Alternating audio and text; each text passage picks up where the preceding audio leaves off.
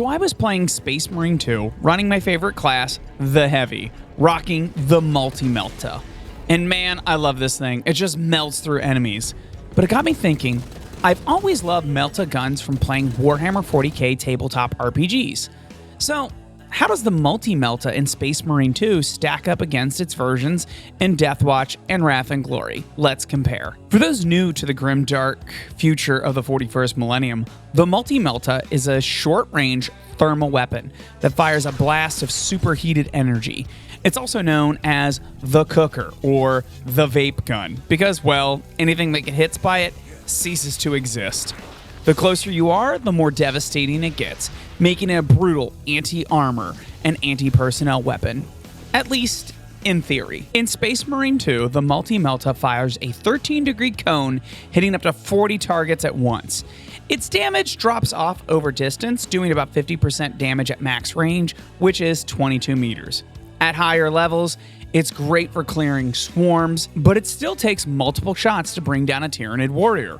It feels powerful, but is actually strong as compared to the tabletop versions.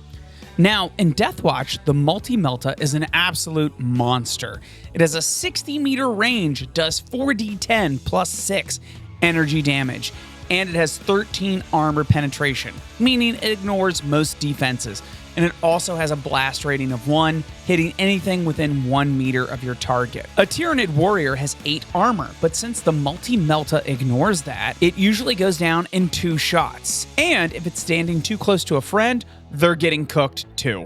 In Wrath and Glory, it's still terrifying. It has a 36-meter range, does 16 base damage, and rolls 3 extra dice for damage. It also has the Melta trait, which makes it easier to score extra damage successes. It also ignores 4 points of armor. A Tyranid warrior has 11 resilience, and with the Melta trait shredding armor, even on an average roll, it one-shots an enemy instantly.